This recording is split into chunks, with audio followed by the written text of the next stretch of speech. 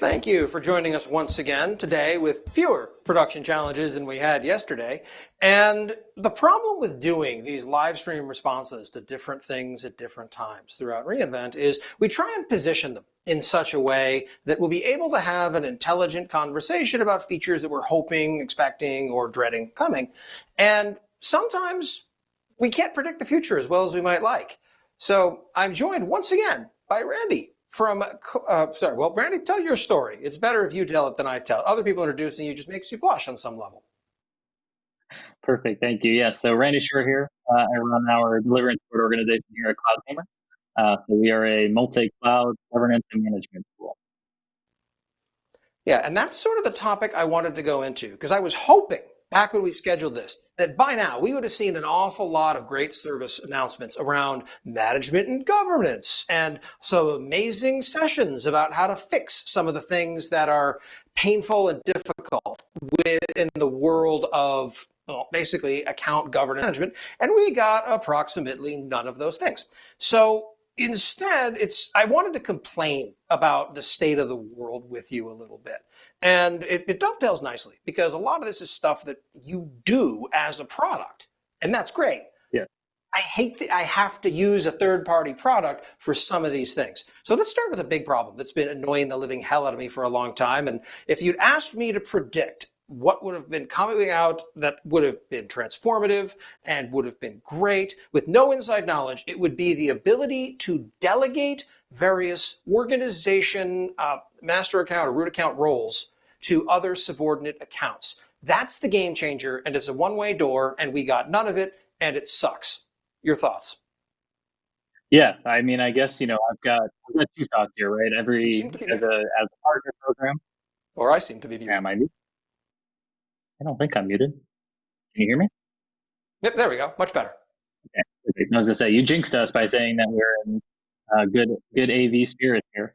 But yeah, I think, as a partner, it's always interesting is today going to be the day of this 5-month long reInvent that they, announce something that is going to be a thing we're going to have to sort around in every call. For example, sort of like what they did to Gremlin yesterday. And so, yeah, I think, that specific need that you're talking about in terms of delegated access to the master player or main management account, as we now call it, is something that we definitely work with every day. So CloudTamer specifically sort of focuses around three sides of cloud management and cloud governance. So cloud orchestration and automation, security compliance, and sort of the identity and budgeting. And that's often where, you need to get into the management account is to understand how much does this cloud thing cost me, right? And so we work with organizations all the time for that. And it's awful because I'm talking to people who are thinking about doing a brand new project or spinning up something new or even migrating into AWS. And the response for a little while has been, well, the big question they ask is, how do I structure my AWS organization? And my answer has been, well, right now, in the absence of any great guidance, wait for reInvent. There's a chance that they're going to come out with something in this space. And they absolutely did not. And now it looks like we just stalled for no reason. But it doesn't look like it at the time. But when you set up your organization, it's a one-way door. It's difficult to unwind. The underpants problem is how I like to refer to this, because there's a certain era of cloud companies that really started getting big somewhere between 2008 and 2012, where they have all their resources in one big AWS account. And the root account email address goes to the founder's Gmail account, and they're way too busy to do anything, read the notices that come into it, and that also is linked inextricably to the Amazon.com account that they use to buy underpants. And it's just awful because it's like your underpants order is done, your underpants order is done, your credit card is declined, we're about to turn off your $3 million a month the cloud environment. Hey, your underpants are back in stock. And it's not tenable. That it's getting that fixed and moving things out into other accounts becomes incredibly important for a wide variety of reasons. That's the most hilarious, but there are a lot of other problems you run into. What have you seen as far as folks not appreciating the per account blast radius? Yeah, I think that's something that we have conversations with customers all the time, right? I think when AWS first launched, it was like, get an account and just start shoving everything in there. If you've got one data center today, you need one account tomorrow, right?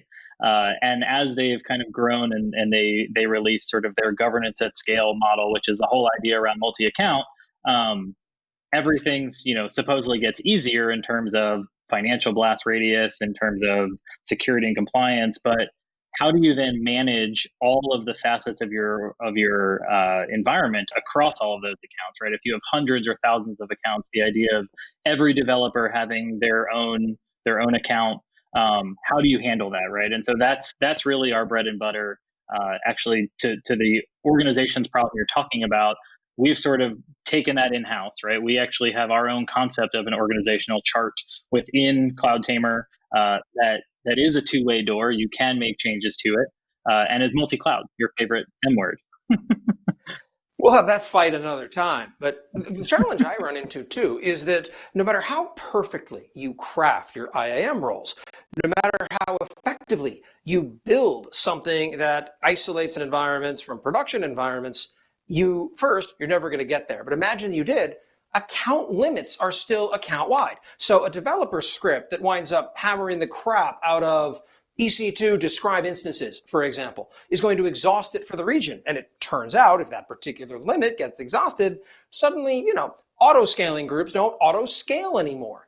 And it's a weird failure mode that people don't predict. They won't might not be aware that that's the reason it happened. But my developer account script broke something in production. And a lot of management tools that we see are not well structured for working cross account. Even a lot of first party services that AWS releases struggle to work cross account. The philosophy I like as a thought exercise, if I were going to build something to manage accounts today, is take any one of the millions of AWS reference architectures. Great. Now imagine you're applying whatever you've built to this, but every AWS resource lives in its own AWS account. Now, yes, that's objectively a massive overkill. That is not recommended as a best practice. But what breaks when you start going down that path? What makes it super challenging that is going to make you wish you had done literally anything else? And the easy answer that people come with, oh, that's no big deal. We would just have that talk to that. And that's where people get into trouble. Yeah, absolutely. I think, what we've seen in AWS releases that's sort of closest to the philosophy of CloudTamer is the control tower mechanism, right? The ability to deploy an account and baseline it to a certain point or sort of plummet together. But, that obviously has its limitations as well and its challenges. I think one of the other things that's somewhat of a challenge with the way in which AWS's own native services deal with the multi-account sometimes is oftentimes you sort of have the one or all, right? So if you take the RI purchase, for example, you can buy that in one account or you can share that with the entire organization. How do I say, just account A, C, and D can use it, but, screw those guys over in B and E, for example? That's a challenge that, we're faced with when we work with customers and try to figure out how we can handle that, because not everybody plays nicely. And it gets worse than that too, because what you describe works super well on a whiteboard. And then you get into production and the real world is messy. And oh yeah, that's a developer account. And we're never going to have the people in that account with access to production except, oh crap, we need that one developer now in production to be able to diagnose a problem or run some sort of maintenance task that we haven't automated yet. Or how do you solve this problem? Well, historically, you throw them a raise, a promotion, and call them DevOps. But it's messy. And folks are ephemeral in many ways, in the same way that services and teams can be, where today I'm going to be dropped in for this next sprint to work on this particular environment. And when this sprint ends, I don't want to be still involved in that account. I mean, what I do as a third-party consultant, one of the things I like to make sure that we do after a project is done is, great, have you revoked all of my access? Not that I'm going to go in and mess up things in your account intentionally. But one, mistakes happen, and that's a thing. But two, when there's a problem in the future, I don't want you to ask me about this. I want the answer to be, I had no access to it. Same story when you let an employee go. It's fine. I periodically will wind up getting notifications on GitHub that I've been removed from an organization, which I have not been a part of for 5 years. It's okay. these are not Yep. generally super deep challenging things, but it's definitely something that they want to have a better story around. And generally speaking, former employees are not usually malicious, especially in things that are super easy to look at audit logs and detect. But I don't sleep super well at night until every credential I knew at a previous job has been rotated. And the worst part is, as a former employee, I have no idea whether it was actually done or not. Right. Yeah. Yeah, I think, that's sort of another challenge to the multi-account strategy, right? Is so, okay, I figured out the VPC connectivity. So I've got network flow logs happening. I've got all my network connectivity, but now I got to hook up another account to my SSO provider, or I've got IAM users and keys out there. CloudTamer's approach is a little bit different in that as well, right? We sort of become that front door to the cloud. So CloudTamer is not SaaS. We install inside of an AWS account or an Azure subscription. You hook up your SSO provider via SAML or LDAP to CloudTamer, and CloudTamer just leverages your group membership, right? So when your AD access gets cut off or when you get moved out of a group, you lose access to all the IAM roles that you had to get you into all of your AWS samples. So, identity will always be a challenge in every tool, in every organization, but the more that you can consolidate to leverage one source of truth, the easier it becomes to provision and deprovision in that case. Yeah, I have to say, I can't adequately express how disappointed I am that you're on this stream and not sweating about how to justify what your product does. Because I appreciate the vendor position of not wanting AWS to come in and clear things out. But on some level, it offends me that a typical customer needs something third party like this for a lot of the housekeeping functions. It bugs me just as much in my neck of the world because I'm sorry, I'm not going to be able to go into a small account spending $20 a month and do a consulting billing engagement that makes any sense for anyone. This needs to be first party to some extent. And I think the story longer term for vendors is to continue to innovate ahead of the AWS bow wave of innovation. And if you wind up at some point, and I hope you do, where, if you're all in on AWS and have nothing third party and you follow AWS best practices, there's no path where you become our customer, and that's a problem. So we have to innovate on the product and make it better than it is. I can't wait for that day. Now, to be very direct with you, I like CloudTamer, don't get me wrong. The problem is that what it does is not, how do I frame this? In super complex or hard to understand, or you need to be at least at a certain level of sophistication to benefit from it. Like, who could benefit from CloudTamer? Do you have an AWS account? Yes, you Yeah, can. right. And on some level, it's an abdication of customer responsibility. Yeah, no, I mean, I totally get that. I think the way that we've sort of tried to do that is rather than kind of rewriting special sauce for things that the cloud providers actually do well, we leverage that, right? And just try to make it like CloudTamer's kind of motto is make people's lives easier in the cloud, right? And so we extend CloudFormation, we extend IAM. You're not sort of learning anything new for CloudTamer. And the idea is that why should we kind of rebuild the wheel that they're doing well? Let's focus on just making it easier to use. I was shocked to see sort of the universal search at the AWS console yesterday. I was like, oh my God, AWS cares about user experience. Like, their technology is great, but the way in which you use it is just not there. So I'm happy that The they're best making story strides in about that that area. showing up in the console was great. I think it showed up 2 days ago, and then yesterday Yeah. Cloud Shell showed up. They're both products working independently, and it's clear they didn't talk to each other because the positioning of the Cloud Shell icon is right smack up against the search bar, and it's like there's no better metaphor for the way AWS product teams fail to communicate than that visually. So exactly the problem. It's one of those. This is great. I mean, Cloud Shell itself was also a great announcement yesterday until I did some digging. And Google launched Cloud Shell, they were the first, 5 years and 2 months ago. Azure launched it 3 years ago. Oracle Cloud launched at the beginning of this year. And back in June, IBM Cloud did. So it's like, at what Yeah, point I'm AWS looking is at not this and normally like, last. does OpenStack have Cloud Shell? It does, from 2017. They are the absolute last player to this space, and that bugs me because I wanted a Cloud Shell for so long. It solves so many different problems so well, and now that it exists, I'm happy, but I'm irritated in that it comes too late because I've already had to solve most of those problems I run into on a daily basis through alternate means.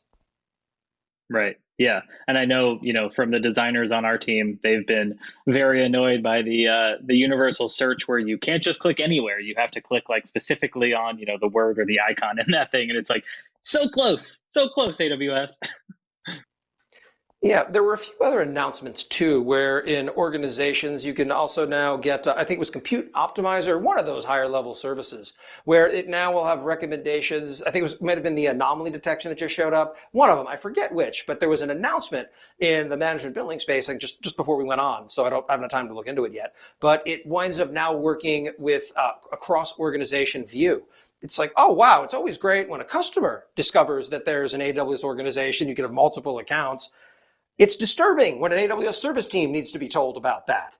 And for a long time, it seemed like at launch, you have a choice. You can have a new AWS service on day one support multiple regions or multiple accounts, but almost never both. Occasionally, neither, and that's just a depressing pile of sadness, no matter how you slice it. But it's challenging.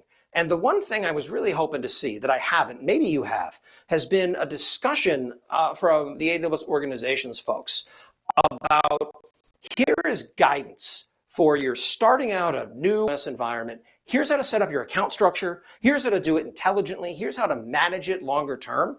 And with something resembling a level of assurance that it's not going to be completely outmoded and need to be redone in 18 months. It's because in an absence of guidance, people try and figure it out their own.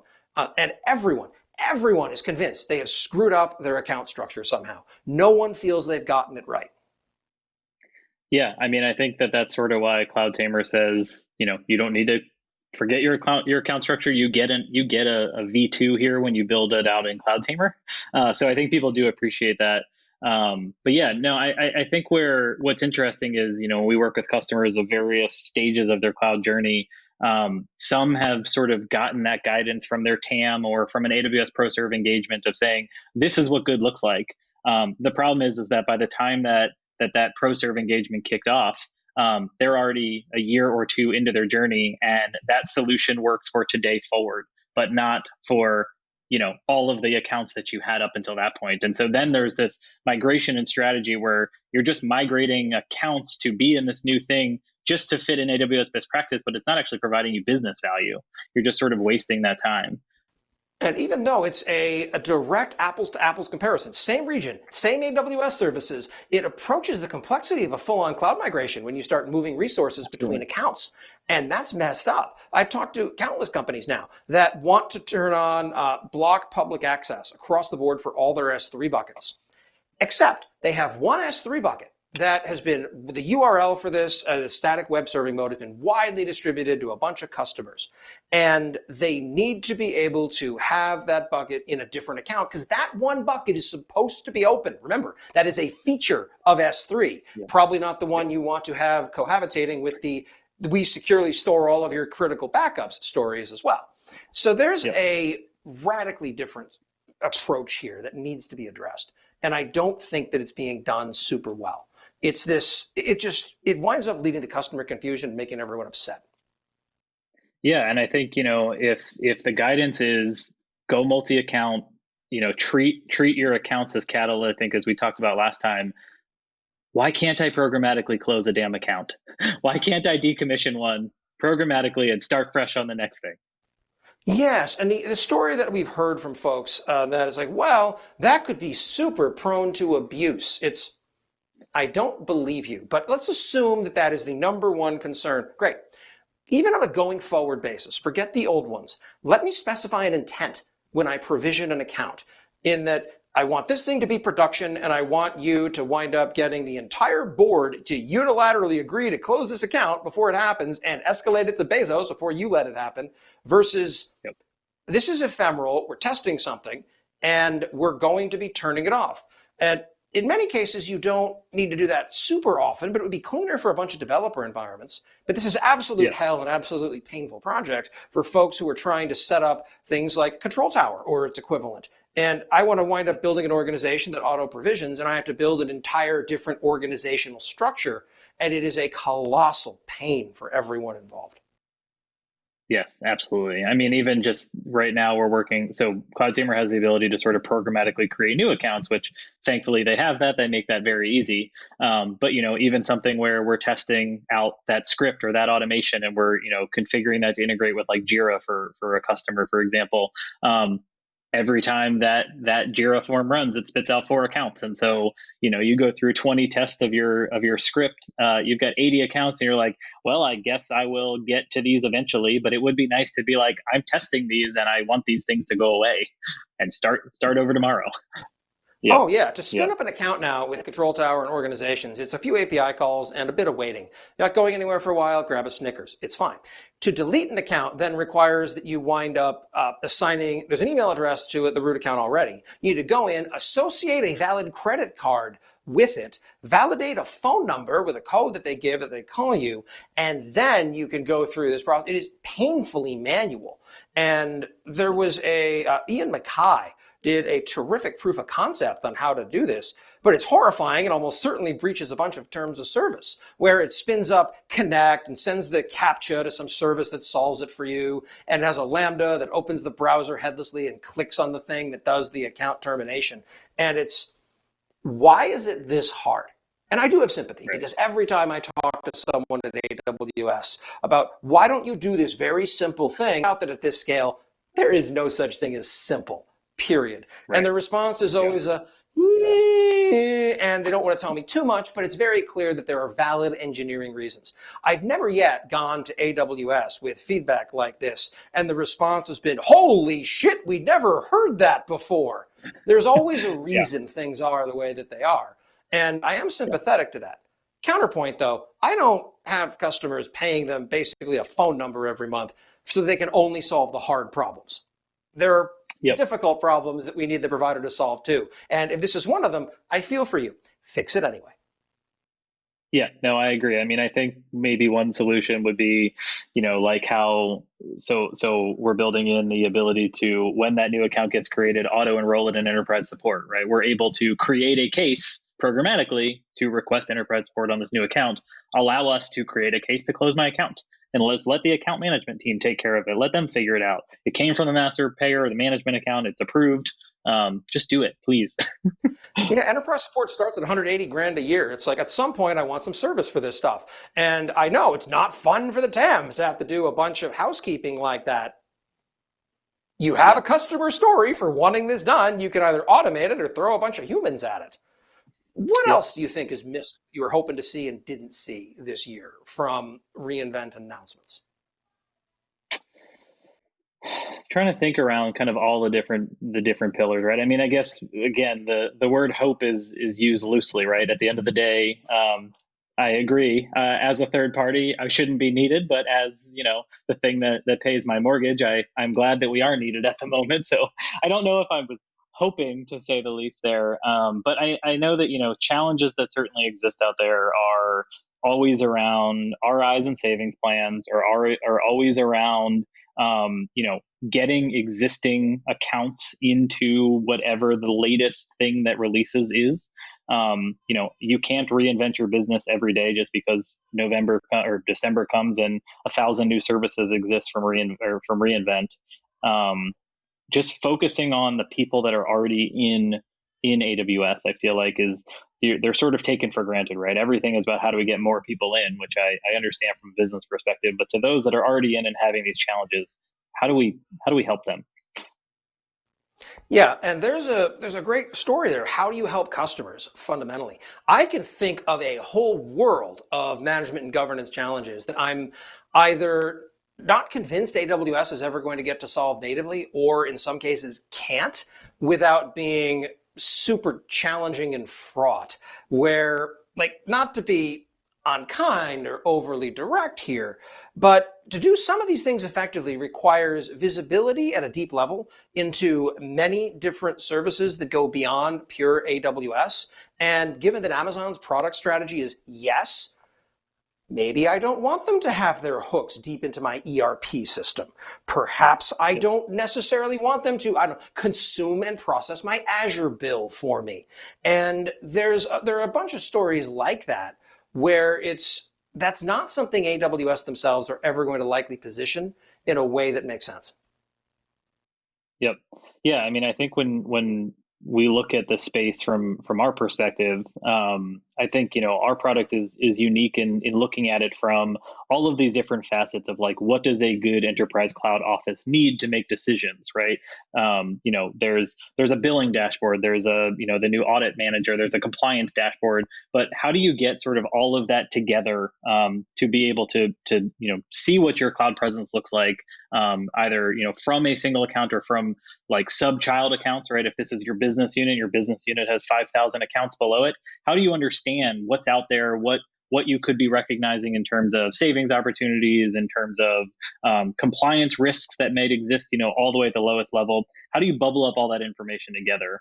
And so CloudTamer's approach has been, kind of spanning, beyond just a cloud financial tool, beyond just a cloud security tool. We kind of bring that together, and where we think we're sort of uniquely positioned in the idea that, if at reInvent they said, here's whatever terribly named service is coming out to replace CloudTamer, are they going to do that for multi-cloud? And if they do that in a multi-cloud scenario, are people going to trust that, right? There's a lot of companies we talk to, especially in the retail space, that are AWS is a fireable offense. They can't touch it, right? And so now we're looking at the other cloud providers to solve that challenge as well. And just frankly, I just don't see that happening anytime soon.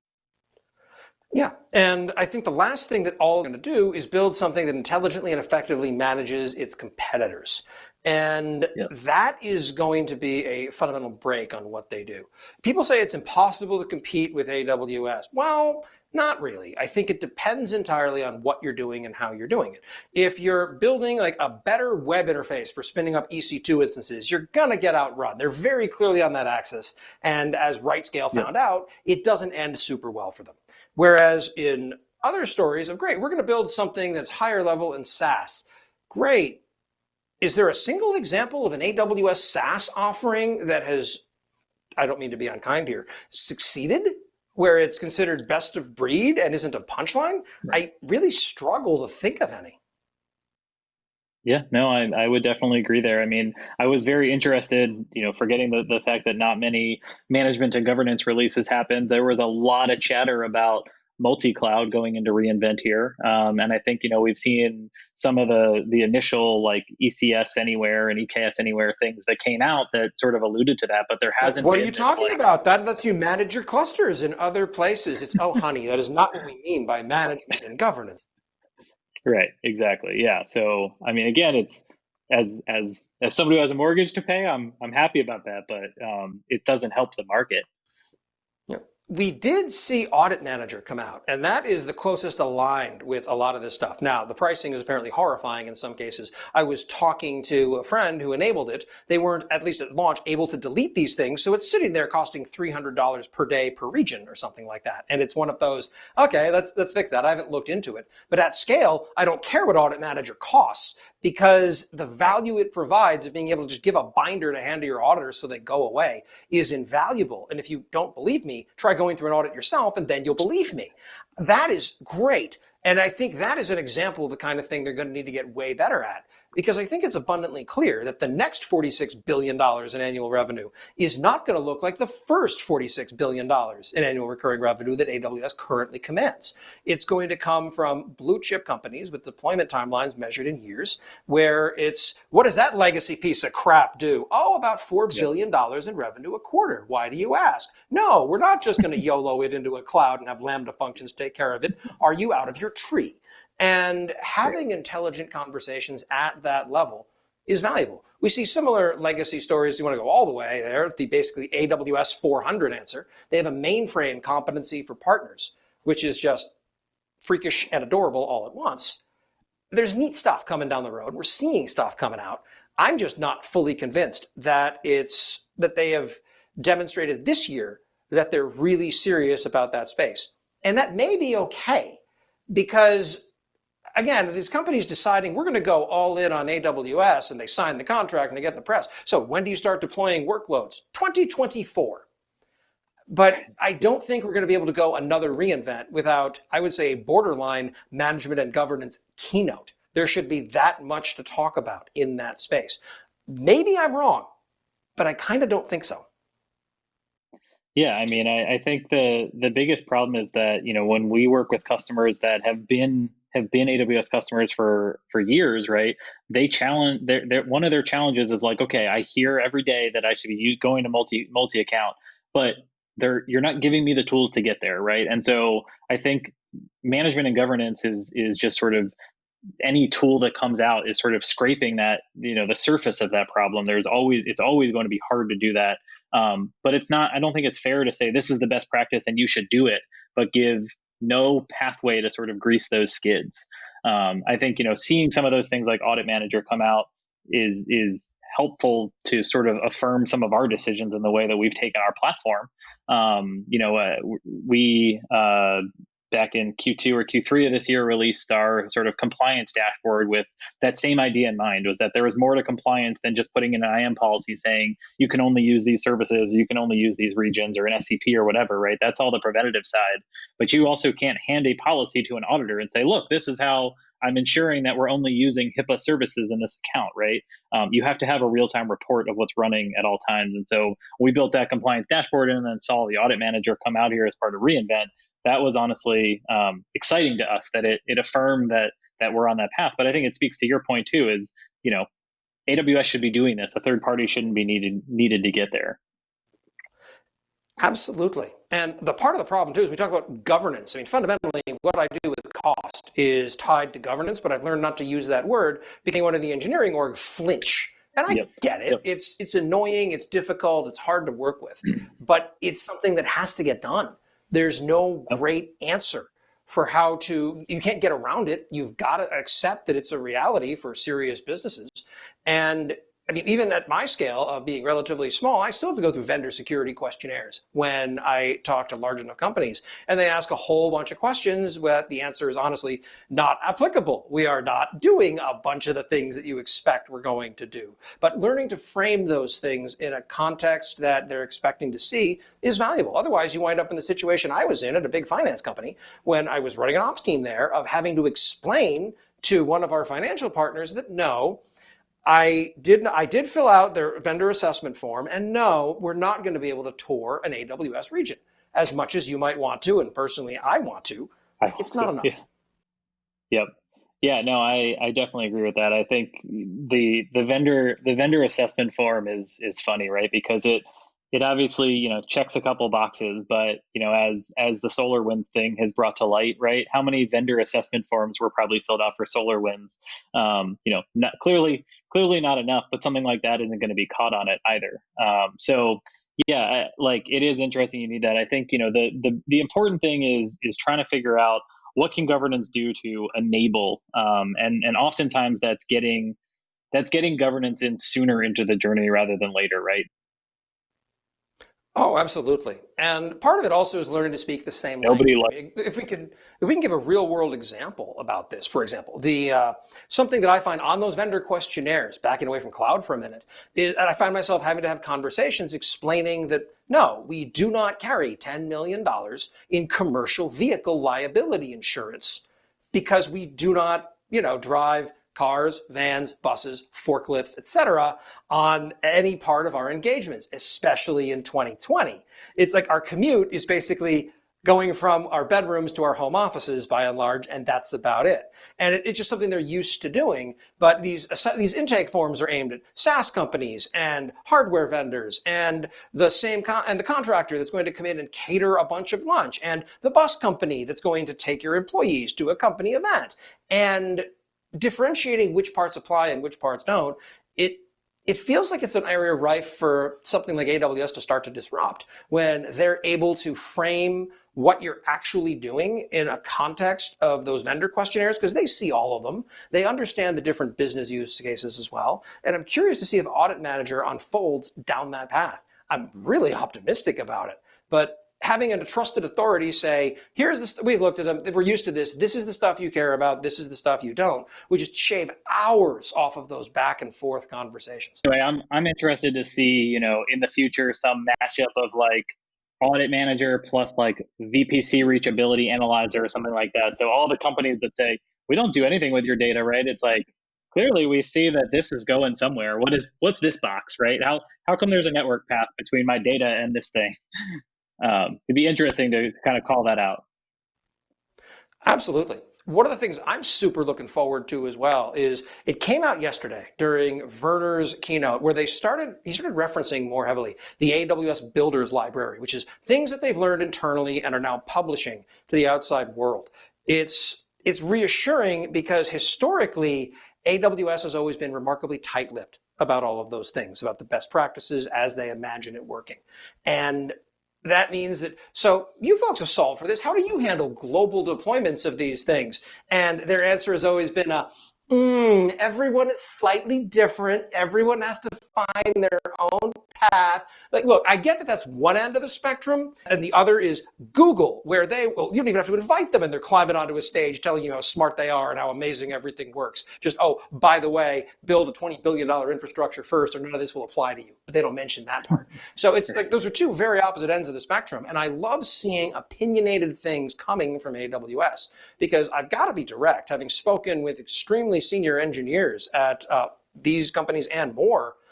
There's not any differentiation that I can pick up between the relative level of intelligence between engineers at these different companies. They're all full of incredibly smart people who have to strap auxiliary brain packs on because their brains are so big they don't fit in their skulls anymore.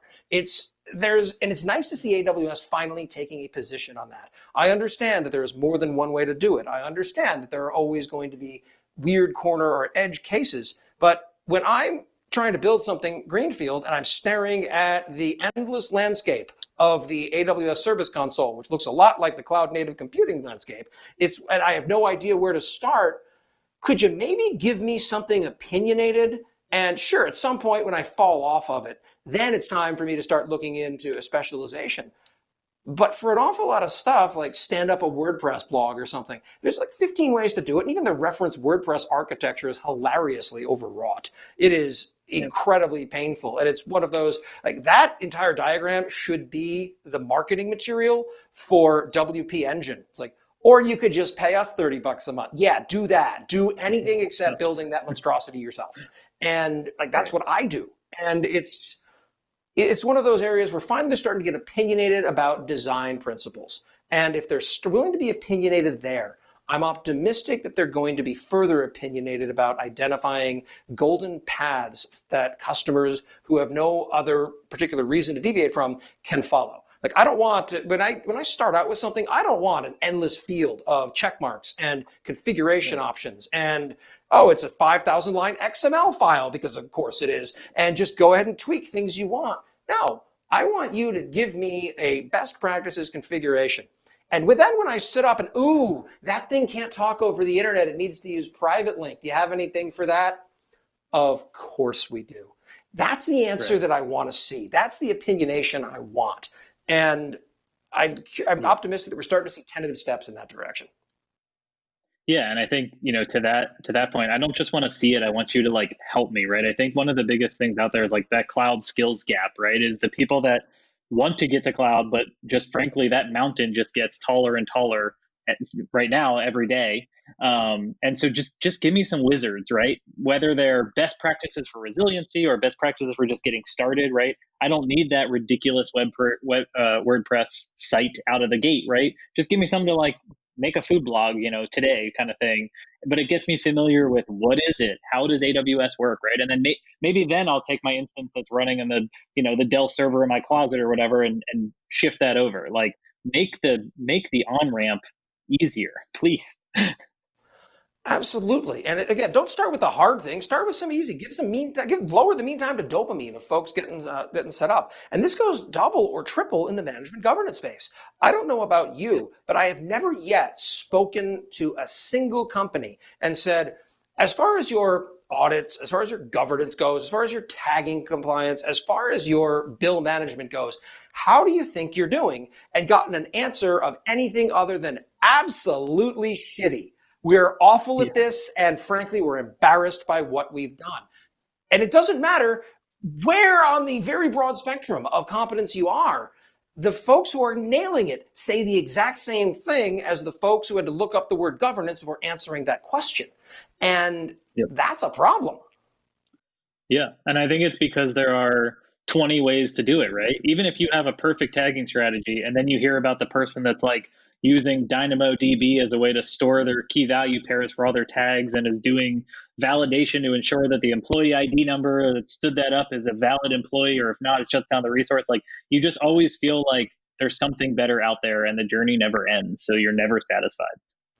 And the release of services, one after another, doesn't help because I keep track of all these things, and I still have this nagging awareness in the back of my mind that at some point I'm going to wind up missing a service that, if I knew about it, would solve a business problem that I have so I don't have to do it myself.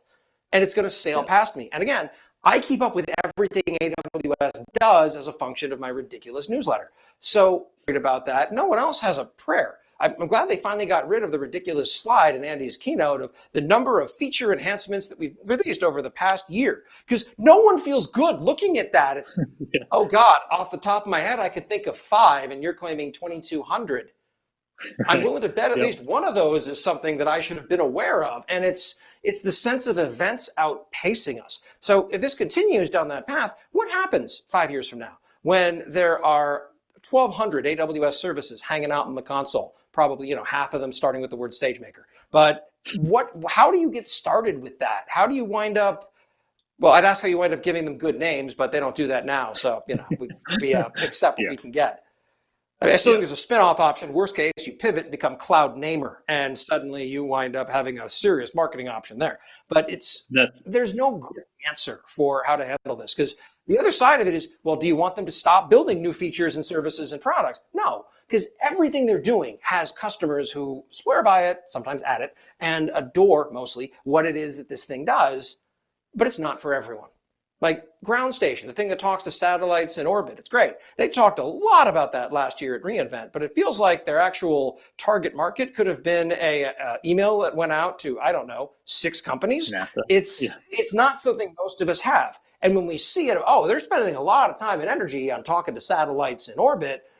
I don't have satellites in orbit this quarter, so they're probably not aimed at my use case. It's the wrong approach. Amazon certainly walks and chews gum at the same time. But for folks who aren't familiar with their relentless product strategy of, yes, it presents as they're in the hokey nonsense space, not the solving my business problem space. And I think that does them some harm. I mean, look at IBM Cloud as a comparison for folks who like moving slowly. IBM Cloud hasn't released a damn thing in years. And, well, that's not true. They finally begrudgingly released an incident report update after much prodding. But they tend to mostly hold still based upon what I can see. Not that that's a good thing, but people will have an expectation that their vendor is going to help make their job easier, not make them feel like idiots. And I feel like there's an increasingly condescending angle to the service page. Yeah, no, I would definitely agree with that. I mean, I understand why they have those services. I understand why they have so much. Somebody has that need and they're solving it. It's the focus that they spend on it, right? It's that this is the big thing, and then you start to feel like you're missing out if you're not launching satellites into orbit, for example. I think the thing that saved me this year more, especially with the 3-week reInvent, I've not been able to just spend all my time with that. And luckily I've got January to look forward to too, where there's 4 more days. Cloud Pegboard has been a huge help for me. Like all hail Cloud Pegboard. Between the reInvent Cloud schedule, Pegboard is one guy named Ken, and he built a better session search interface in his spare time than the company that is supposed to do this full time. It's like, well, one of our leadership principles is frugality. It's, of all your leadership principles, that's the one you didn't have to explicitly call out. We could tell. And it very much presents as a company that claims to be where all of the world's software runs. Couldn't you do a better job of this? Maybe. It is depressingly bad. The fact that one person in their spare time can do a better job is actively embarrassing. Yes, the Slack bot that posts all the new updates and press releases is amazing. But I'd also like to make a recommendation to AWS to cut the DJ before yesterday's keynote and spend that time on a better session search tool, because that DJ for 30 minutes yesterday was pretty unnecessary.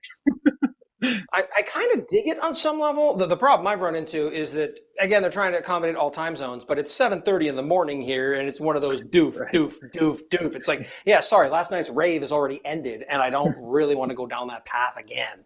It's a little Right. much. I mean, at least in Las Vegas, everyone's aware that time has no real meaning.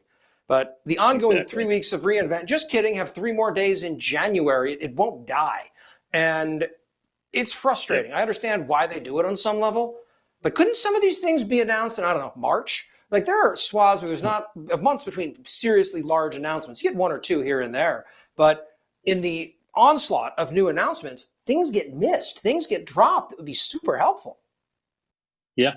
Yeah, I mean, maybe they'll take after Apple, who used to have like, the iPhone event and the hardware event, and now they've got, the random AirPods event or whatever last week. Just start spreading it out. We're all home. We got nothing else to do. Give Yeah. us little bits and pieces.